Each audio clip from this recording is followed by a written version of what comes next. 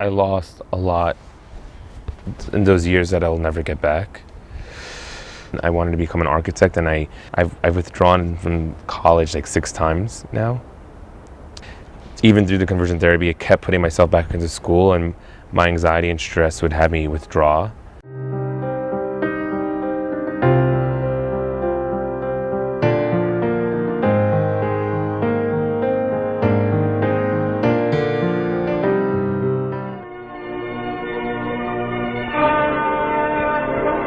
During lunch, Ralph showed him some pornographic pictures.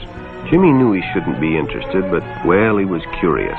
What Jimmy didn't know was that Ralph was sick, a sickness that was not visible like smallpox, but no less dangerous and contagious, a sickness of the mind. You see, Ralph was a homosexual, a person who demands an intimate relationship with members of their own sex. My father has his own homophobia and his own fears of the issues that a gay person may encounter. So my father started searching for a therapist.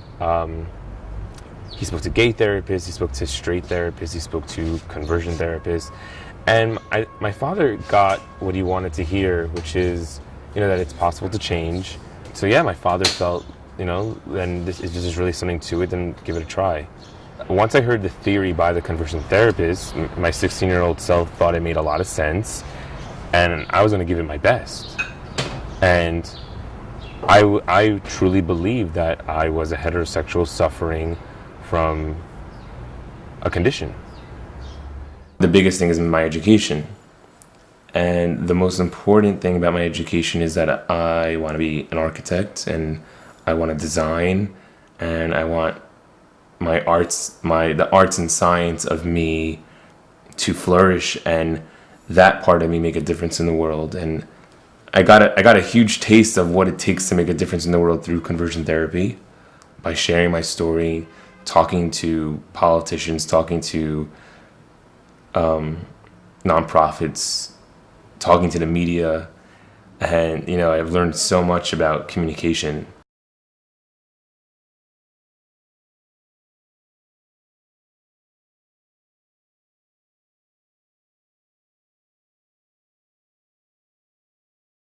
I'm terrified.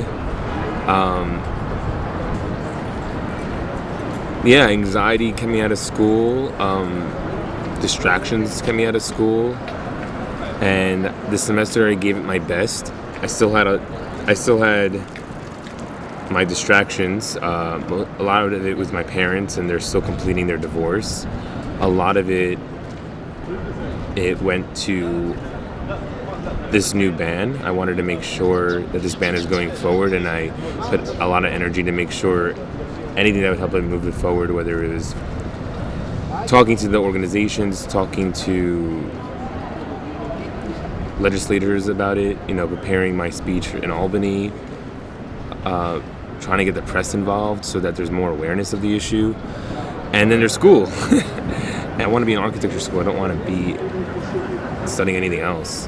And this is it. This is my finals week. This is my last big push to give it my best, show my best grades for Cornell to see, and any other school that I do apply, and to show that I can be a student, to show that I can be studious, and that I am determined in my academics. Knowing that I've been in and out of school so many times since I was 19, I think schools want to make sure that I will come to their school and complete my semesters and not withdraw, which is what I've done previously.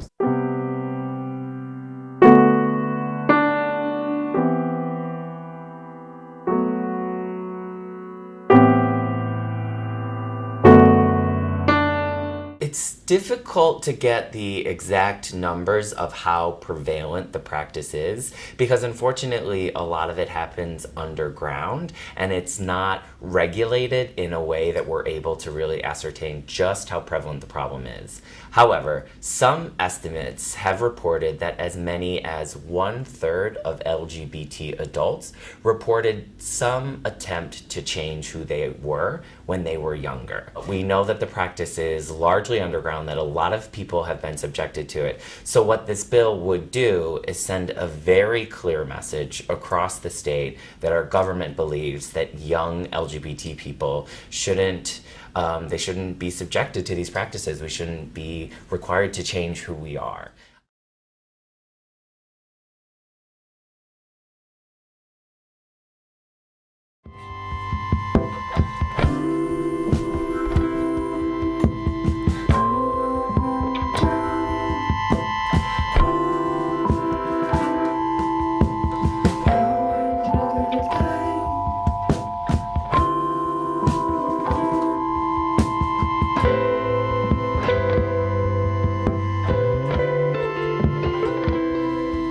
Hello, everyone. Hi. Hello, Albany. Hi. I hope they can hear me up there.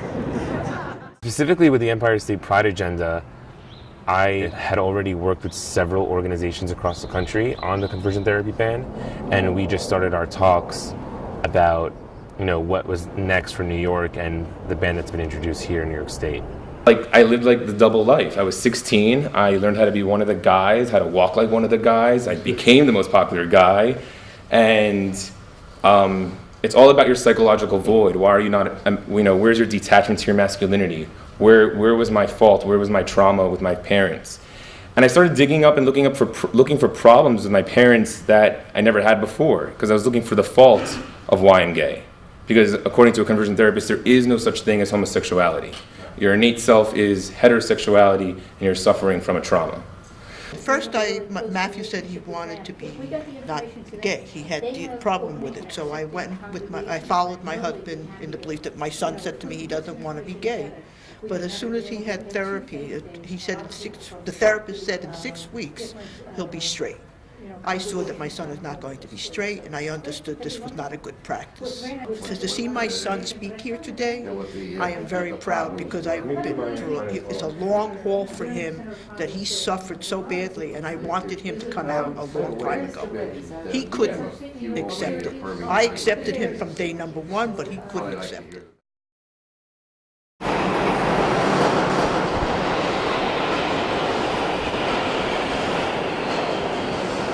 So right now we're going to go to Balthazar. Balthazar is a French brasserie in Soho.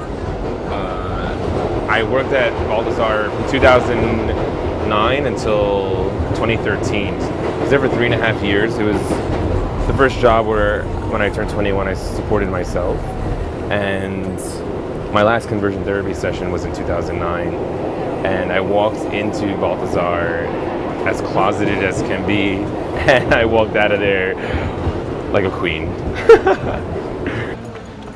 This ban is so significant, symbolically, because every person who's LGBT in our world today, they themselves question when they're realizing they're gay, like, oh my God, am I gay? Is this okay? Was I born this way or was I not born this way? They, just because of the world we live in now, everyone questions it. And whether you've gone through conversion therapy or not, this law affirms that it's okay to be gay. Oh, I'm looking for you. Well, just to give you an idea, I worked on this corner and I dealt with this. There's tourists everywhere. Yo, yo, yo.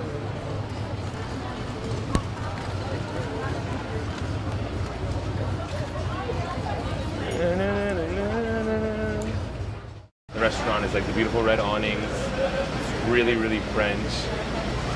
Since I wasn't being supported by my father and was estranged from him, I immediately started working at Balthazar.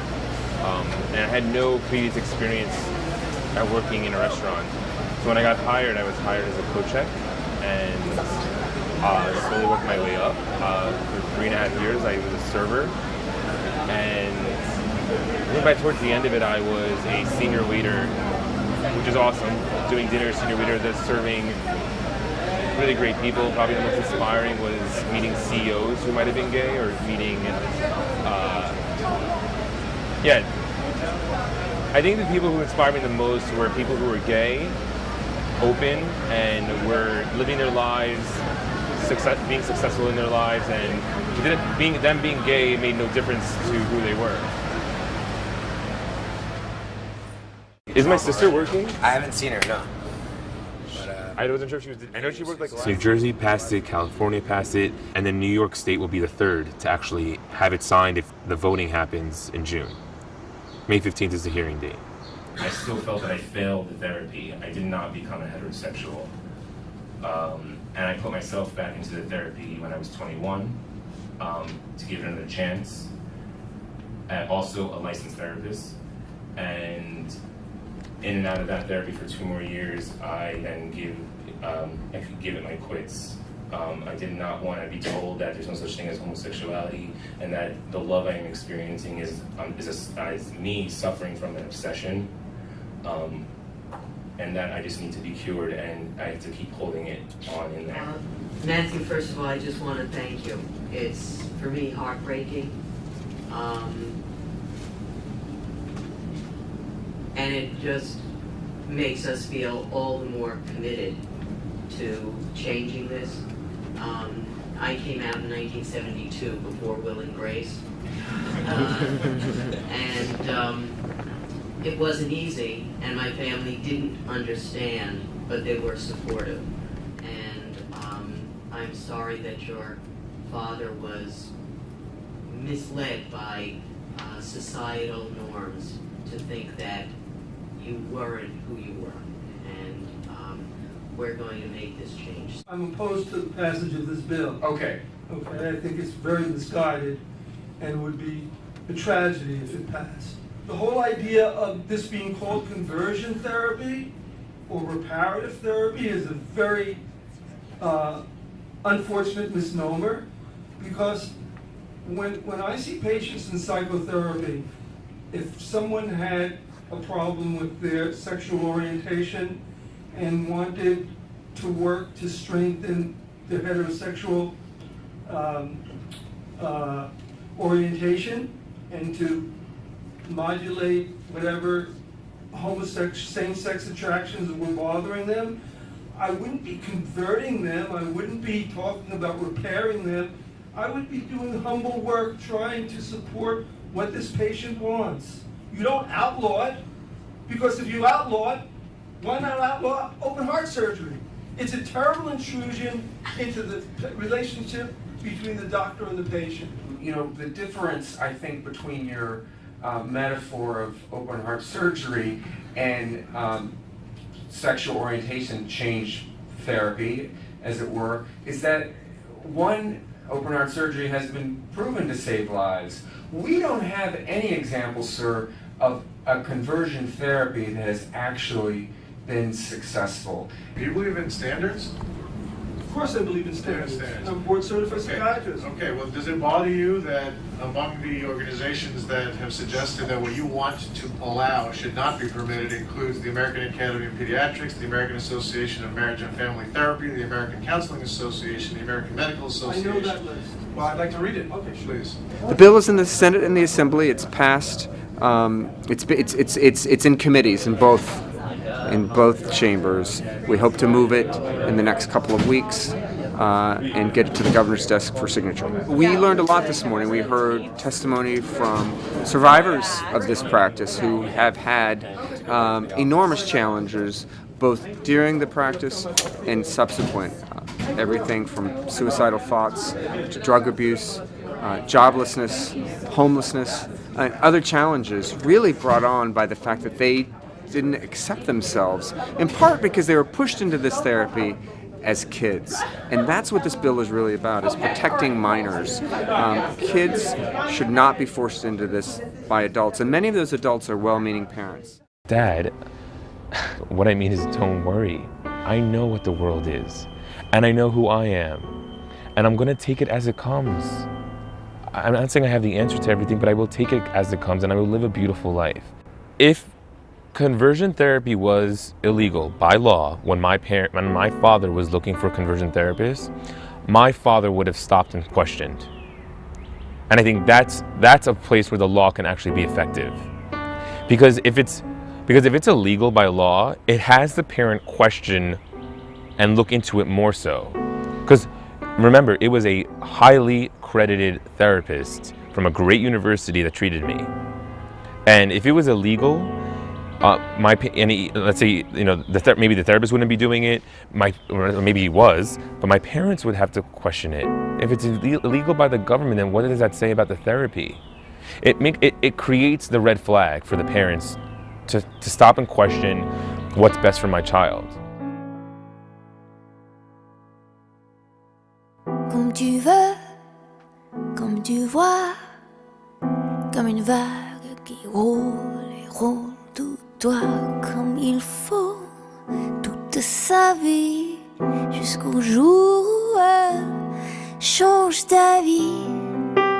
Je voulais reculer, me perdre dans un coin noir. Comment peux-tu t'avancer sans direction, sans avoir